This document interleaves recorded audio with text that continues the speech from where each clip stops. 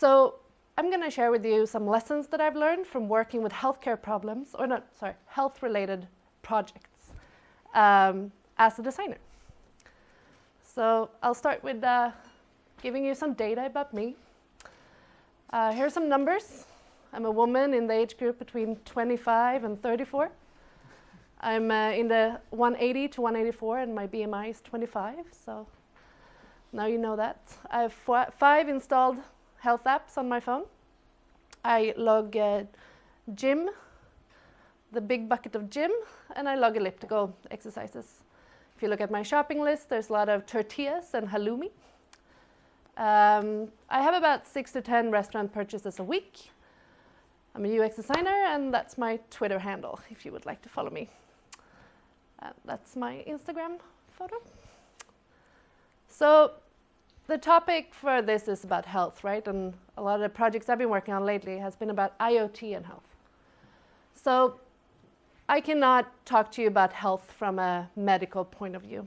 I'm a designer, and I will take that approach to this talk. I'm a designer.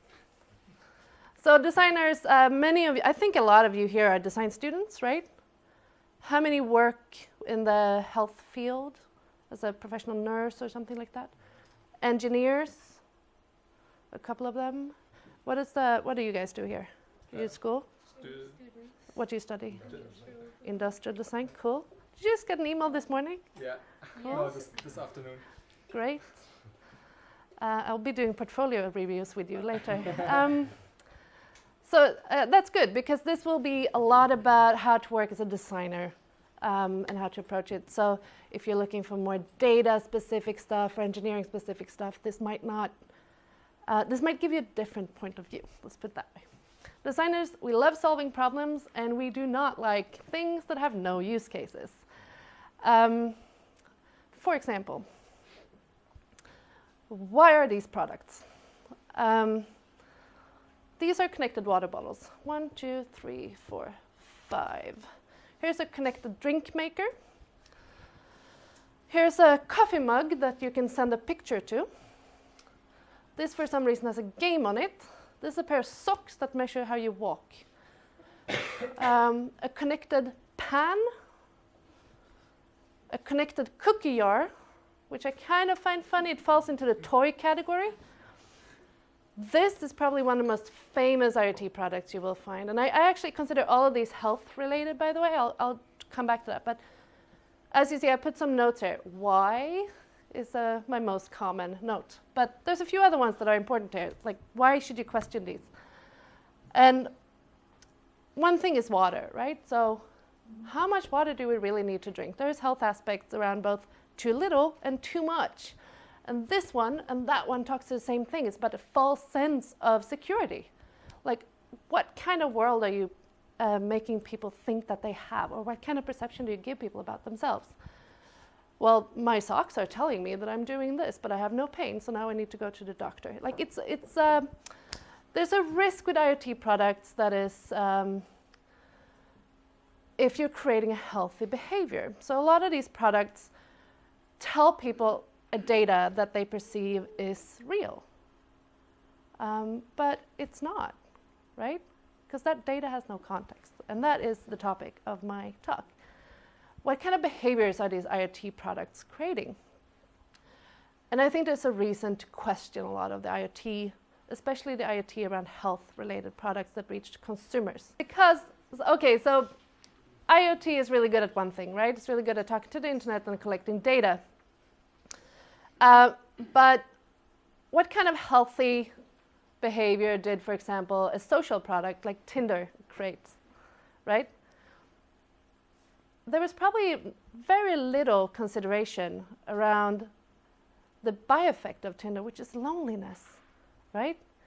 You created this product that was supposed to bring people together. And what really happened is a lot of people felt like there's no one for me. And I will not take care of the relationships I have because there's always someone at the other end. And what happened when you reach the end of Tinder, when it says there's no one around you? Like, there's by-effects to these products, right? If it's social, if it's like the water example that you end up being like, no, I have to do this because it says I haven't drunk enough, or where you stop trusting your own feelings or your own perception of health. The other one is, what value did that bring? What value did a connected pan bring? What value does a baby monitor bring that means that you think that that thing is tracking your child to such an extent that you might not trust your own perception of if your child is okay? It means that you think that your child is safe, but on the off chance that you get a false positive, your own watchful eye over that kid is now gone because you trusted a product to do it for you. So I'm a bit critical, as you might notice, towards these products, because I think the value bit is more interesting than the data. That doesn't mean that the data that we can get is irrelevant or bad in any way. We can use that for a lot of things, but we need to find the value. Because data is not for tracking alone. I don't have my notes up here, so I can't see the next slide. I keep jumping ahead. So data is not for tracking alone. It needs to create value.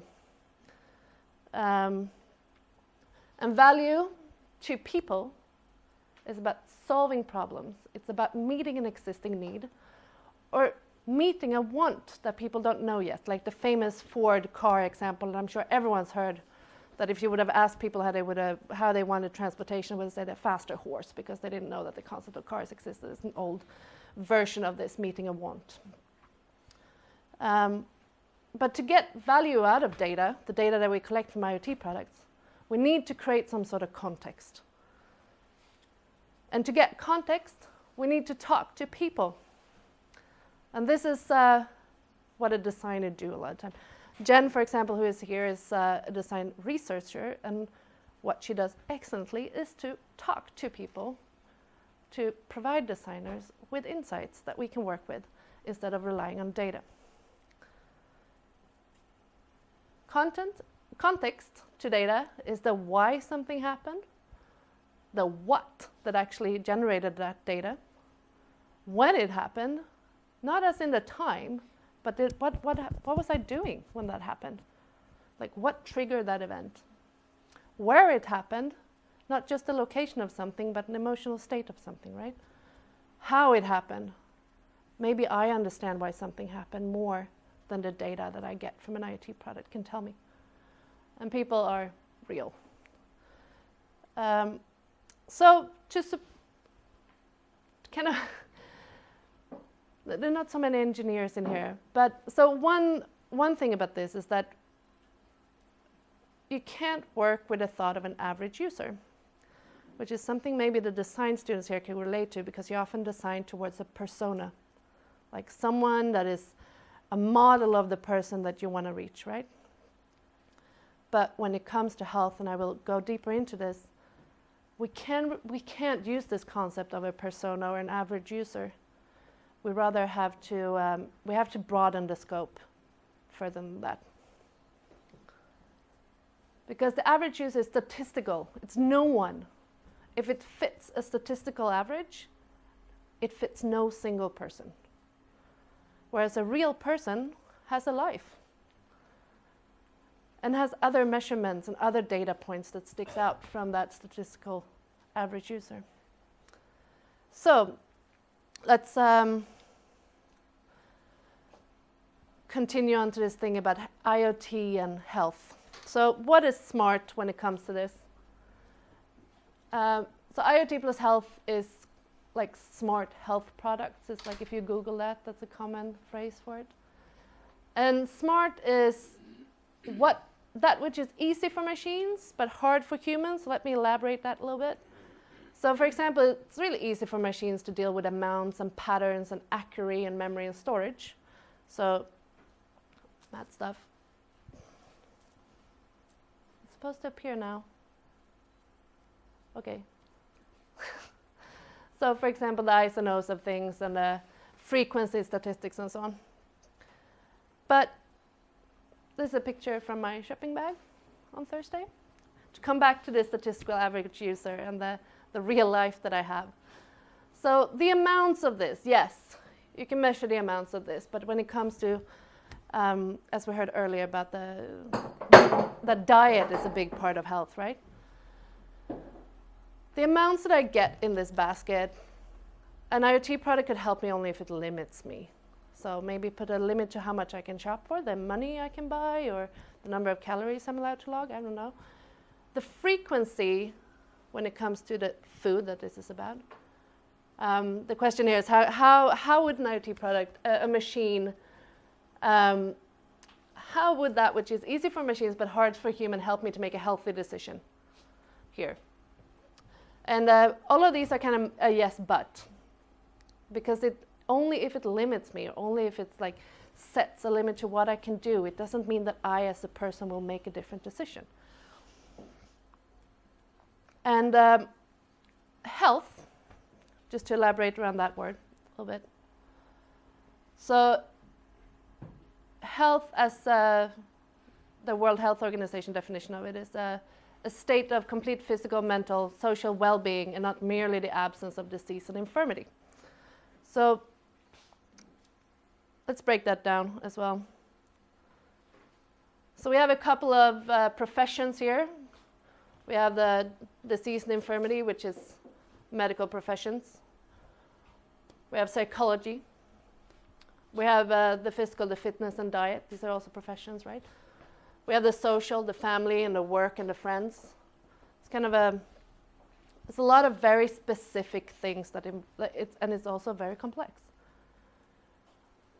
But to me, the well-being word is the more interesting one. And to the average user, the well-being is the more interesting one. And that's a feeling.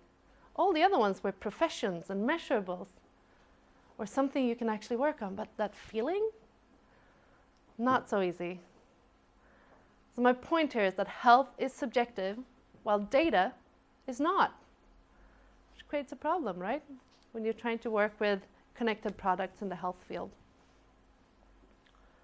So how do we design for it? I'll share with you a couple of things that I've learned from working with different design projects around this. One is that we need to embrace complexity because it's difficult to simplify. That comes back to, if we're only trying to address health in the form of fitness, we're missing out on everything else. Then again, to address health in the form of fitness, we can do really well because we can scale up from there, or we can add on more things to it. But having that singular focus can sometimes, like these do, sometimes make solutions easier to get to. So while my point here is that health is not equal fitness, because health is more complex than that, what these things do is that they give you something that you used to not see a result. Like you start walking, and you don't see a result of that for another couple of months. But if you have a fitness tracker, you can see that result. You did better today than you did yesterday. So it's instantly gratification to you as a person. And they nail one thing well.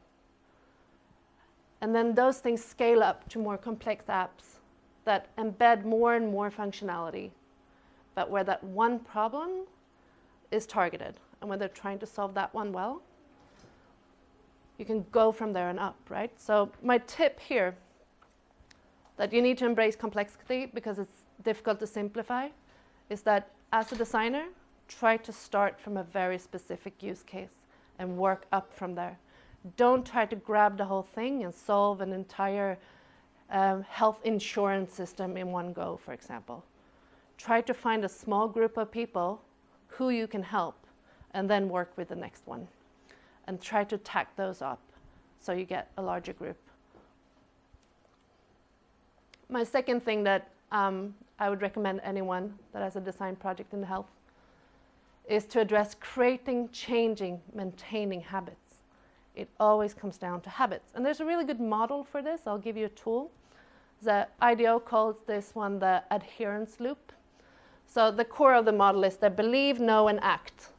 These are the things that we need to get people on board with. If you want them to change a behavior, maintain the behavior, they need to believe in what they're doing is right, or believe in what you're telling them is correct.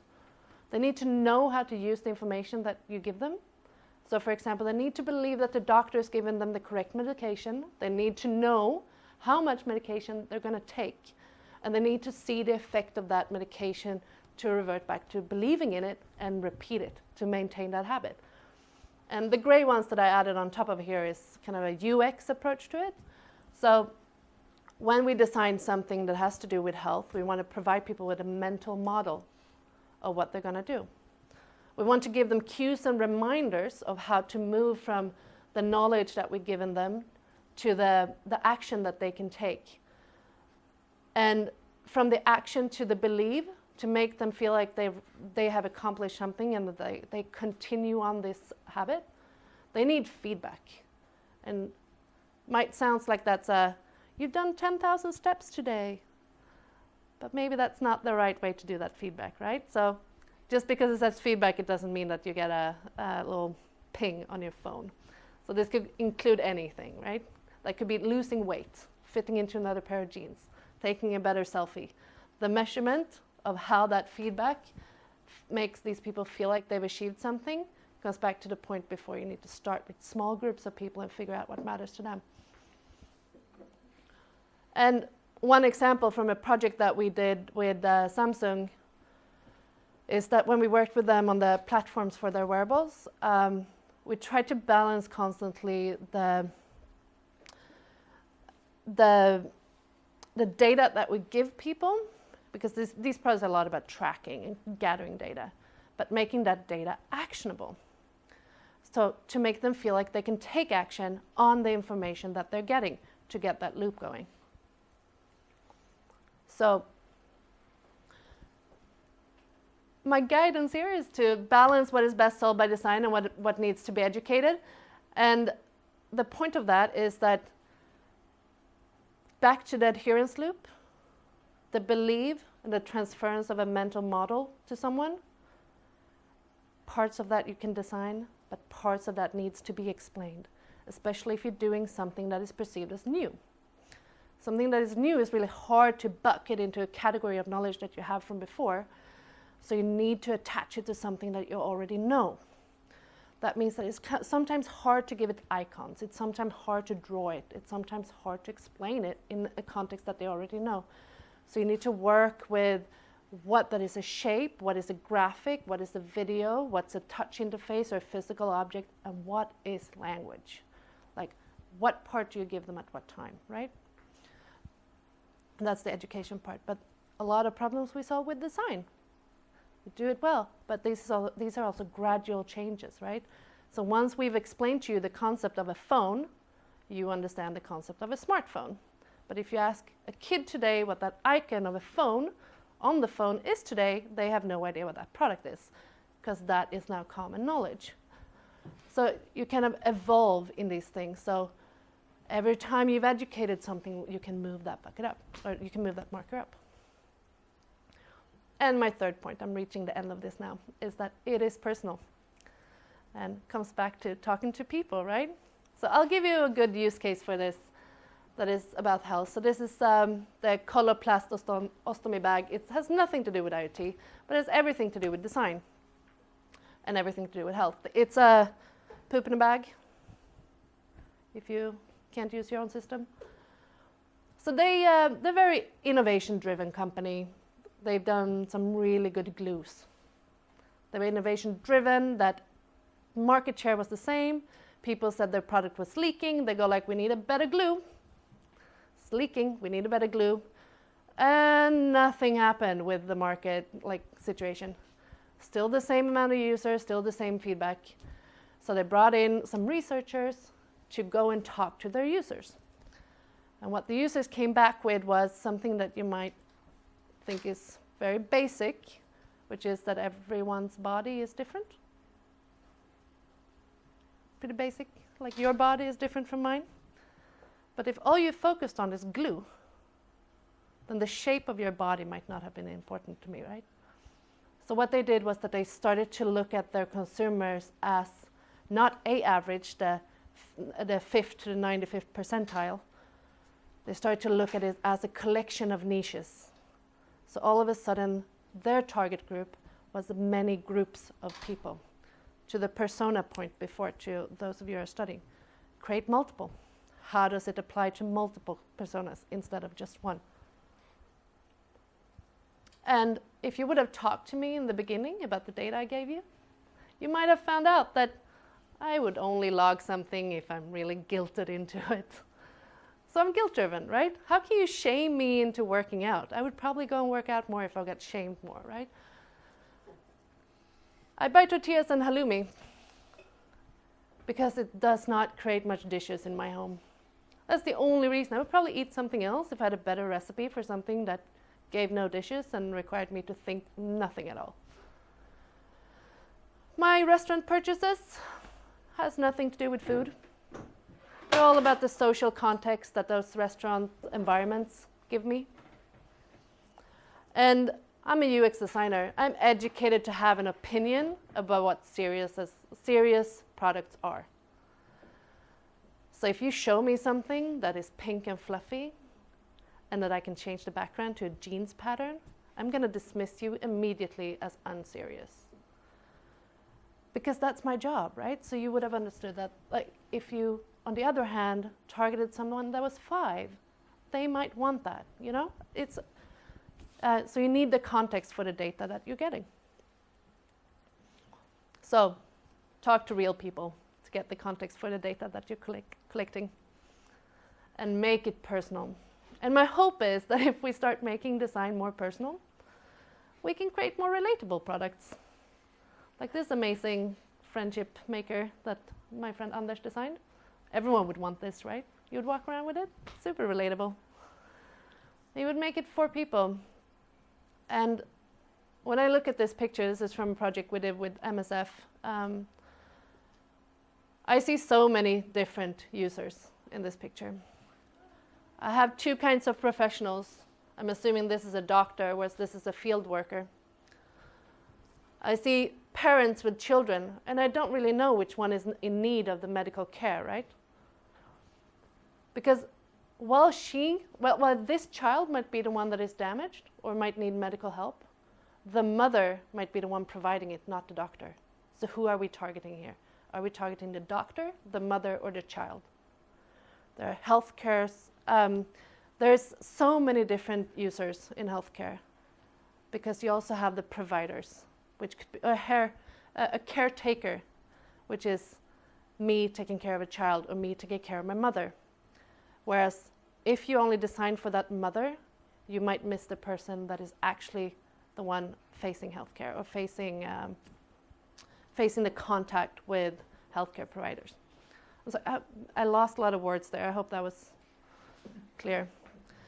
And something really close to my heart. If we do better products, where we stop making these connected water bottles, we might end up with a little bit less of this shit, right? We have so many useless products out there today. We don't need them. So let's focus on trying to make products that actually give people value, that solves problems and that meets needs. Because this is a problem that is also relevant for UX designers. Because the stuff you do go into a phone or it goes into a wearable. And even though you might not be responsible for the plastic chosen for that wearable ends up here. It's really important for you too.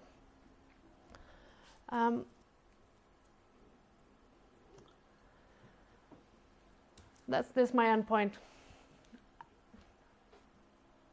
What is the healthy behavior that you're imposing on your users?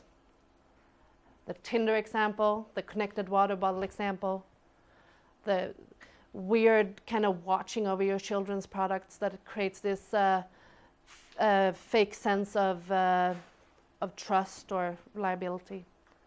Like you are, when you're working with user experiences, even that might be a digital product, you are changing something, hopefully, right? If you did it well, you changed something. But what happens after you change something? Because as Tinder, that product did not intend to change how Swedes behave in bars. It was meant to make people in New York hook up, right? It has ripples effect. So please just give it a thought about what is the healthy behavior that you're imposing. And those were my points. Thank you.